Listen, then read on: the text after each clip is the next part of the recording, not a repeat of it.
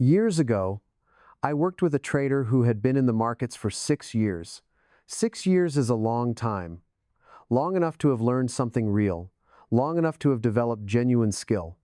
She had a system. She'd built herself carefully, methodically, over months of study and testing. She'd backtested it across multiple market conditions. She understood its parameters. She trusted it on paper. In a simulator, she traded it with confidence and discipline and something very close to grace. But in live trading, something always went wrong. Not catastrophically. That's the part that made it so difficult to diagnose. There were no blow-ups, no dramatic losses, no moments of obvious self-destruction. Just a persistent, maddening pattern of small deviations from the plan, stops placed slightly too wide, exits taken slightly too early, positions sized slightly too small on the highest probability setups. Little acts of self-protection that, compounded over 6 years, had kept her just below the line of consistent profitability, close enough to see it, far enough away to despair of ever reaching it. When we sat down together, I didn't ask her about her system. I didn't ask her about her entries or her exits or her risk parameters. I asked her one question: what do you believe happens to traders who lose money? She went quiet, and then she gave me an answer. Slowly, like she was hearing it for the first time herself, like she was discovering the words as she spoke them. And when she finished, we both sat with what she'd said for a moment, because the answer explained everything, every single deviation from her plan, all of them, in one sentence. She said, "I think it means they weren't good enough." Not the trade didn't work out, not the market went against them, not the probability distribution played out in the unfavorable direction. She said, they weren't good enough. A loss was evidence of personal inadequacy, not statistical noise, not the inevitable result of operating in a probabilistic environment, proof that you weren't cut out for this, proof that you didn't deserve to win. Think about what that belief does to execution. Think about what it means for every trade she placed. With that belief running in the background, not consciously, not as a thought she was aware of, but as an operational filter through which every experience was being processed, every trade carried a weight far beyond its financial value. Every trade was a referendum on her worth. Every loss was a small verdict. Every near miss was a whisper of the larger failure she feared. And so, without consciously choosing it, she began protecting herself from that verdict. Slightly too wide stops, so that if the trade was a loser, she could tell herself it still had room to turn. Slightly too early exits so that a potential winner never became a loss. Small position sizes on her best setups because the cost of being wrong on a high-confidence trade was emotionally unbearable. 6 years, one belief. The entire gap between where she was and where she wanted to be, contained in a single sentence she had never consciously examined until the day she said it out loud. That is what this conversation is about. I want to talk about belief. Not in the abstract, philosophical sense, though there's some of that here too. I want to talk about belief as it operates in real time, under pressure, in the seconds before you click a button. Because that's where trading actually happens, not in the analysis, not in the preparation, not in the planning or the backtesting or the review. In those seconds, and what you believe in those seconds, not what you think you believe, not what you wish you believed, not what makes rational sense to believe, but what is actually running at the operational level in your system. That is the entire game. Most trading education is about the outside world. The market structure, the technical analysis, the risk management frameworks, the strategy parameters, and all of that matters. I'm not dismissing any of it, but the overwhelming emphasis on the outside game has created a massive blind spot in how traders think about performance. Because the outside game, the strategy, the system is only as good as the belief architecture through which it's being executed. Give the exact same system to two traders with different core beliefs about what losses mean, and you will get radically different results. Not because the system is different, because the human running it is. That's not a soft, feel-good observation. It is a hard, structural fact about how trading performance is generated. And until you understand it at that level, until you stop looking at your results as a function of your strategy and start understanding them as a function of your belief structure in combination with your strategy, you will keep running into the same walls, the same deviations, the same maddening gap between what you know and what you actually do. Now I want to spend a moment on what a belief actually is, at the operational level. not a philosophical definition, a practical one that applies to what happens inside you when you're in a live trade. A belief, as I use the word, is not an opinion. It's not something you've thought about and concluded. A belief, operationally, is a filter. It's a pre-existing interpretation that gets applied to incoming experience before you have the chance to consciously evaluate that experience. It shapes what you see, what you feel, and critically what you do, all before the conscious, rational part of your mind has had a chance to weigh in. Here's a way to feel what I mean. Think about the last time you drove a familiar route to work, to a store you visit often, somewhere you've been hundreds of times. You probably arrived without being able to account for most of the journey. Your operational system drove. The conscious mind was somewhere else entirely. That operational system had beliefs baked into it, beliefs about how to navigate that route, what the turns feel like, when to slow down, what to watch for. And those beliefs ran the car. Your trading is the same. You think you're making conscious, deliberate decisions. And you are, partially, some of the time. But a significant portion of what you actually do in a trade is being run by operational beliefs that were installed long before this trade, long before this session, possibly long before you ever started trading.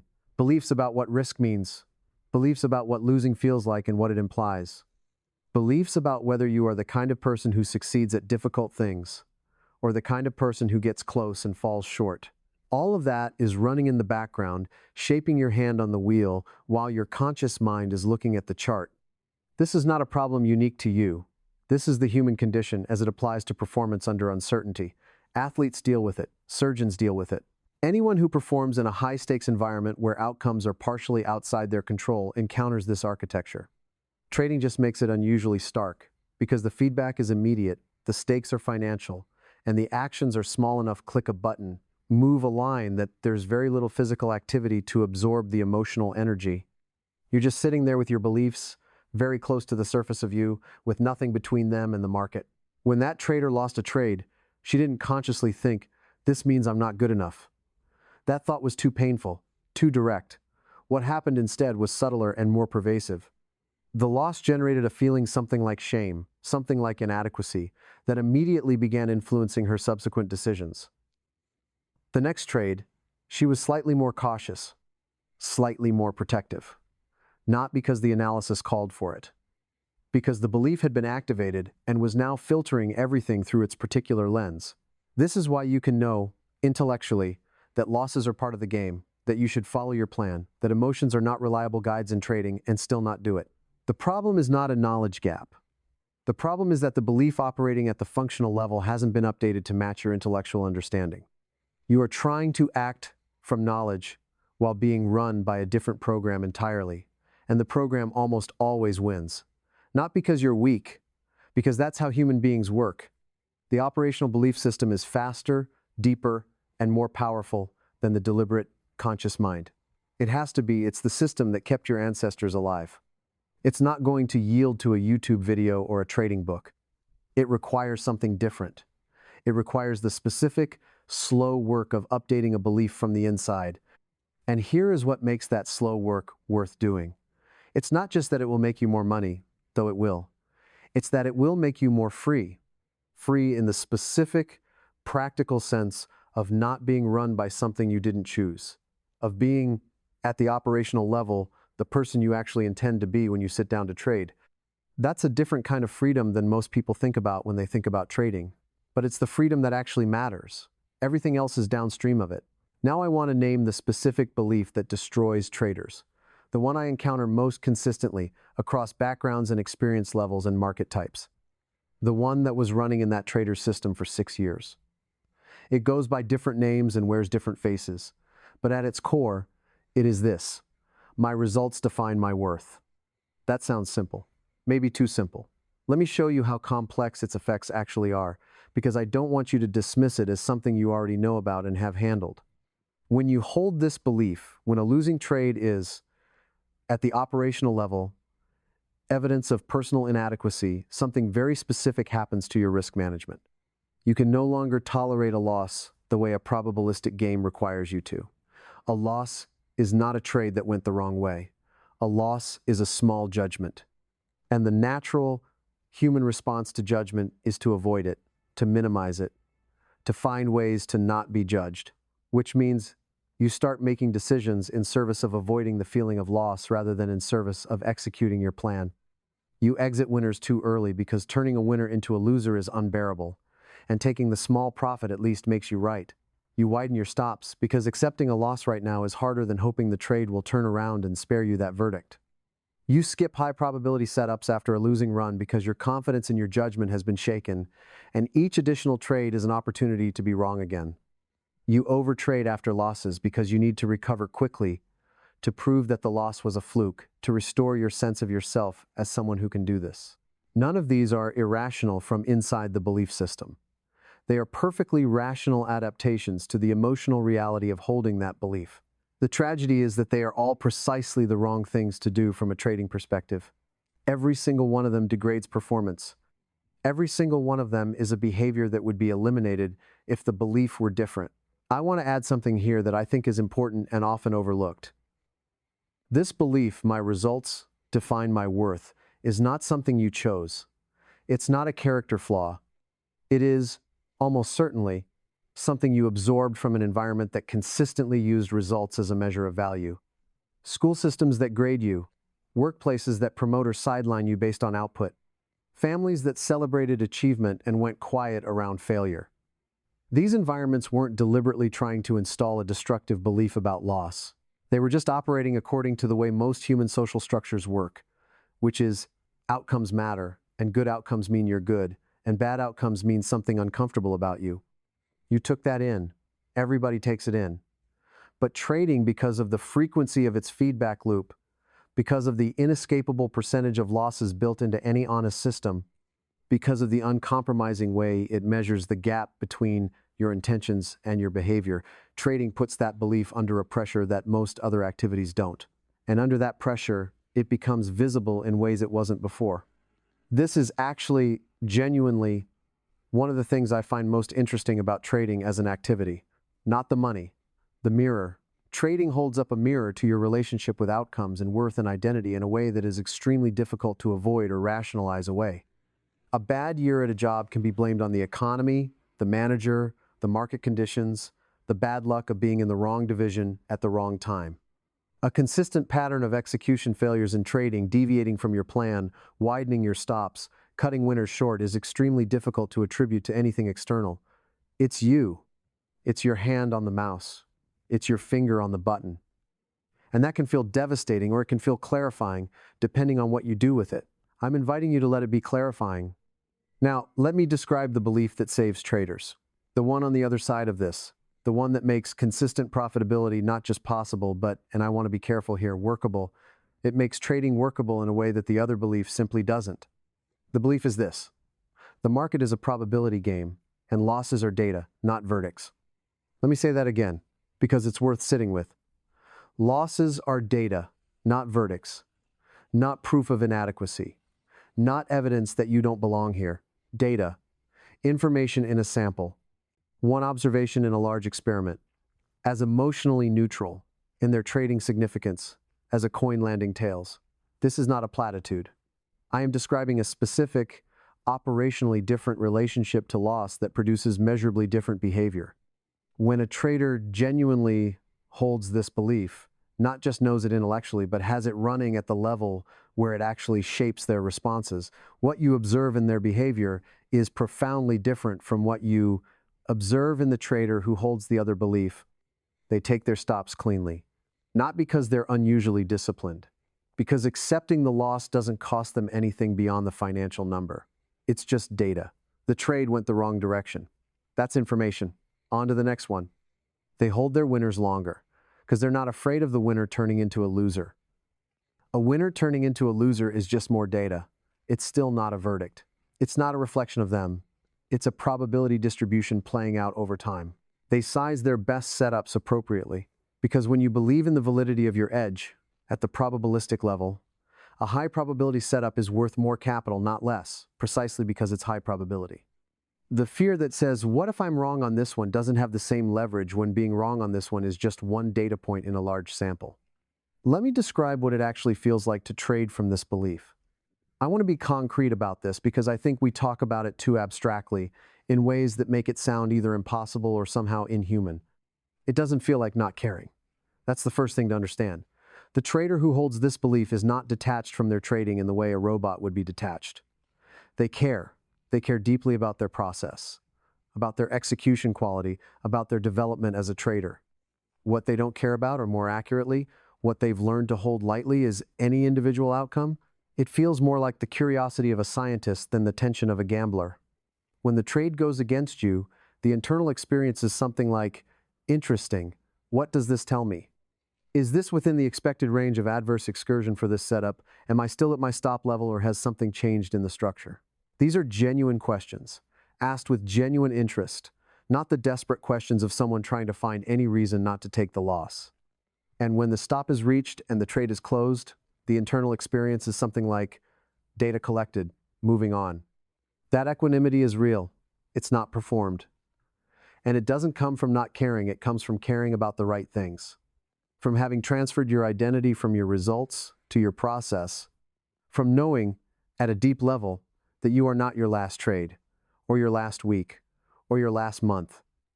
You are your methodology, applied consistently over a large enough sample. And that methodology is intact. That's what matters. The distance between the trader who holds the destructive belief and the trader who holds this one is not a matter of personality or innate talent.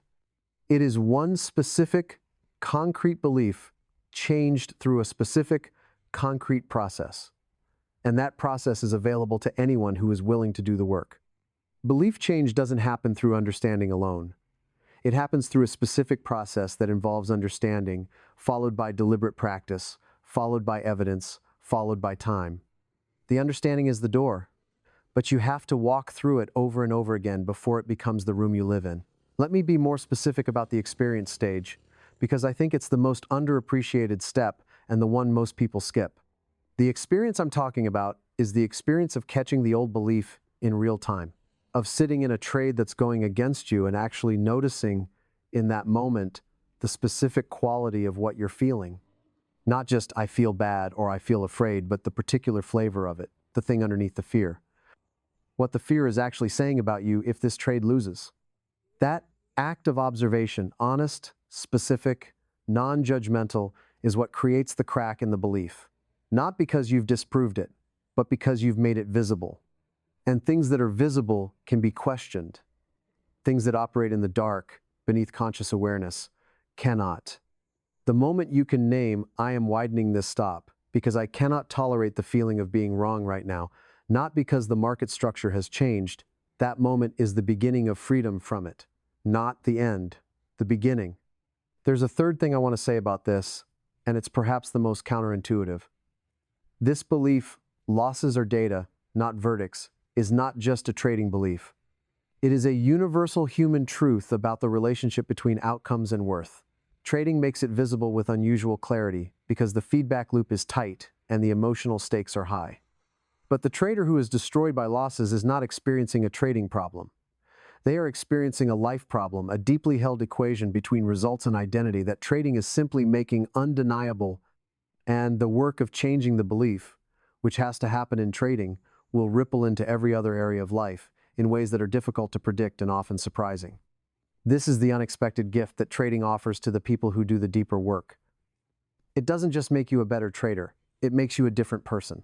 Let me talk about how belief actually changes. Not through willpower, not through affirmations, though those can be a part of it. Not through simply deciding to believe something different, which is functionally impossible in the way most people attempt it. Belief changes through a specific sequence: understanding, experience, evidence, repetition, integration. The understanding we've been doing in this conversation is the first step. Knowing that the belief exists, being able to name it precisely, I believe losses mean I'm inadequate, and understanding the mechanics of how it damages execution. That's necessary but not sufficient. The experience comes next. You have to encounter the old belief in action. You have to catch it in the moment to notice, in real time or in near real time, that you are widening that stop or exiting that winner early, not because the trade calls for it, but because the belief is running. This is not a comfortable experience. It involves a kind of honest self-observation that most people work hard to avoid. But it is essential, because you cannot change a belief you can't see. Then the evidence. This is where practice becomes crucial, because the only thing that genuinely updates an operational belief is evidence real, accumulated evidence that the new belief produces better outcomes than the old one. Not outcomes in terms of profit and loss, necessarily. Outcomes in terms of how it feels to execute cleanly, how it feels to take a stop and not collapse into self-criticism, how it feels to hold a winner and let it run. That experience, repeated enough times, accumulated into a body of evidence, is what changes the operational belief, not the idea. The experience of the idea being true, which means you need to create the conditions for that experience. You need to do it in a context where the stakes are low enough that you can actually observe what's happening rather than being swept away by it. And you need to do it consistently, over a long enough period that the evidence accumulates into something your operational belief system has to take seriously. So let's talk about the practice. 3 things: concrete, simple, and designed specifically to begin the process of belief change rather than just reinforce the understanding of it. The first is what I call the belief inventory. Not a journaling exercise in the general sense. A specific, directed excavation. Here's what you're going to do. You're going to sit down somewhere quiet with a blank piece of paper or an open document, and you're going to write without editing, without censoring, without trying to write the right answer. Your honest, unfiltered response to this question: what do I believe a losing trade means? Not what you know it means, not what the books say it means. What you believe in your gut when you're in the trade and it's going against you. Write whatever comes. Let it be ugly if it's ugly. Let it be irrational if it's irrational. Let it be things you're ashamed of, if those are the truest things. The only criterion is honesty. Because what you write in this exercise, what comes out when you take the intellectual scaffolding away and just let the operational belief show itself, is the actual landscape you're working with. And you cannot change what you cannot see. Most people have never done this. Most people have thought about it, conceptually. But sitting down and writing out, in their own specific words, what a losing trade actually means to them, that's a different thing. And often, in that exercise, something becomes visible that was previously invisible: the specific shape of the belief, the exact language it uses inside you. And that specificity is the beginning of the ability to work with it. Do this before you do anything else. Before you adjust your strategy, before you analyze your trades, before you read another book or watch another video, do this first, because everything else is downstream of it. The second practice I want to offer is what I call the scientist reframe. And this is something you can use not just in reflection, but in real time, in live trading, in the actual moment when the belief is trying to run. The idea is this: you are not a trader trying to win. You are a scientist running an experiment. The hypothesis is, my system has a positive expected value when executed consistently over a large enough sample. The current trade is one data point in that experiment. Your job, your only job, your exclusive, total job in this trade is to collect the data point cleanly. Not to make the data point come out favorably. To collect it honestly, faithfully, according to your methodology. A scientist running an experiment doesn't collapse into self-criticism when a result comes back in the unfavorable direction. They record it, they note it, they add it to the sample. They continue the experiment. The value of the scientist's work is not determined by any single result. It's determined by the quality of the methodology applied across the whole sample. And the quality of the methodology is entirely within their control. The result is not. This reframe does something very specific to the emotional stakes of an individual trade. It relocates your identity from the result to the methodology. You are not asking, did I win? You are asking, did I collect the data point properly? And that's a question you can almost always answer yes to if you've done your preparation and are following your plan. Which means that properly executed trading, even a session full of losing trades, can be experienced as successful. Not financially successful, successful at the level that actually matters, the level of building the evidence base that will, over time, produce financial success. This is not a trick. It's not positive thinking dressed up in scientific language. It is a structurally accurate description of what you are actually doing when you trade a system. And living inside that description, rather than inside the "am I winning" description, makes a profound difference to how the belief operates. The third practice is what I call the 30-day consistency commitment. And this is the one that requires the most from you, but it's also the one that produces the most significant and lasting change. Here's how it works. For 30 days, 30 consecutive trading days, you commit to trading your system at your smallest possible position size, the smallest size at which you can trade without it being meaningless. Small enough that you can make financial losses that are genuinely non-threatening. Small enough that you can watch the trade go against you and feel the feeling without being overwhelmed by it. And for those 30 days, your only metric is execution fidelity. Not profit, not growth. Execution fidelity. Did you follow your entry criteria? Did you manage the trade according to your rules? Did you exit as planned? Those are the only questions. Those are the only measures of success. What this practice does is create a protected space in which you can accumulate the experience of executing cleanly, repeatedly, over enough observations that the evidence starts to register in your operational belief system. You're not just thinking about executing well, you're doing it repeatedly. And the repetition, the actual physical, lived experience of following the plan and having that feel like the right thing rather than the fearful thing is what begins to shift the belief at the level where it operates. 30 days of small positions, full adherence, evidence-based execution. At the end, you will have something that no amount of reading or understanding can give you, a track record of your own consistent execution. Not a great profit and loss necessarily, the sample is too small for that to be meaningful, but a real, tangible record of your ability to follow your plan.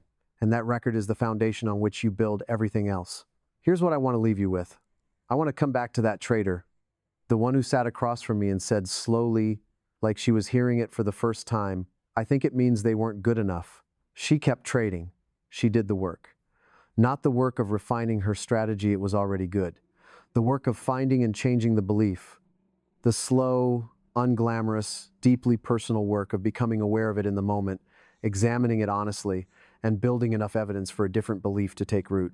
And over time, not quickly, not easily, but real time with real change, something shifted in how she executed.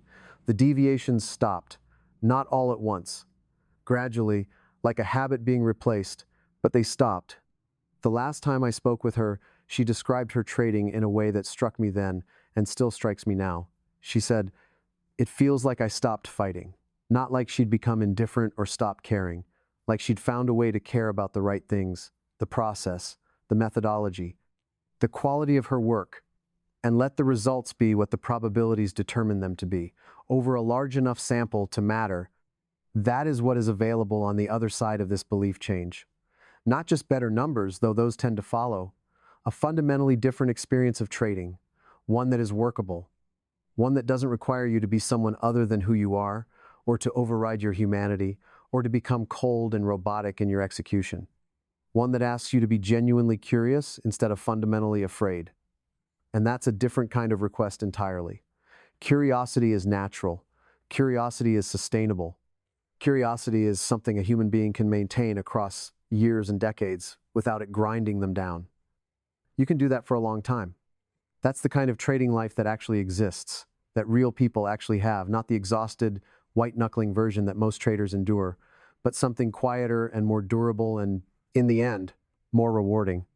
I want to say something about the universality of this, because I think it's important that this not feel like trading specific advice. What we've been talking about, the relationship between belief and performance, between how you define your worth and how you operate under pressure, is not unique to trading. Trading just makes it unusually visible. The feedback loop is fast. The emotional stakes are high enough that the belief system can't stay hidden. The losses are concrete and immediate in a way that many of life's other disappointments aren't. And so trading becomes, for the people who approach it seriously, a kind of accelerated curriculum in the deepest questions of identity and worth, and how we relate to outcomes that we can influence but not control. Every consistently profitable trader I have ever known has done some version of this work. Not necessarily in this language, not necessarily with this framework, but they've all, in some way, arrived at a place where a losing trade is genuinely just a trade, where the market is genuinely just the market, where their worth as a person is genuinely separate from their performance in any given session or week or month, not as a philosophy they subscribe to, as an operational reality they inhabit, and inhabiting it changes everything. The distance between who you are right now if you're holding the old belief, if you recognized yourself in any part of what I've described today and who I'm describing, is not years of practice. It's not a massive overhaul of your system. It's not a personality transplant. It is one belief, examined honestly and replaced deliberately, through the kind of evidence-based practice that actually updates operational beliefs rather than just intellectual ones. The distance is smaller than it feels from here, and the path is clearer than it's ever been made out to be. You are not a failed trader. You are a trader who hasn't yet seen what's been running your system. That sentence is not comfort, it's precision. Because when you can see what's been running your system, when you can name it and trace its effects and understand exactly how it's been shaping your execution, you have something you didn't have before. You have agency. You have the ability to choose something different, not to simply override the old belief by force of will, which doesn't work and leads to exhaustion and self-blame, but to do the slow, honest, evidence-building work of updating it from the inside, which does work, which I've watched work again and again in traders who were just as frustrated and just as close to giving up as you might be right now. The market is not the variable. You are. And that is the most hopeful thing I know, because you can be changed. Not quickly, not by a single conversation, but with clear intention and the right kind of attention, you can be genuinely, meaningfully changed. The belief that has been running your trading without your permission can be examined, understood, and replaced with something that actually serves the trader you're trying to become. If something in this conversation landed for you today, if there was a moment where something I said felt like it was describing something real in your experience, something you've been living with without quite having language for, please leave a comment. Tell me what it was. Tell me where you are. Tell me what your version of that sentence sounds like, the one that explains everything when you finally say it out loud. Because that exchange, that specific, honest, particular exchange is what this is really for.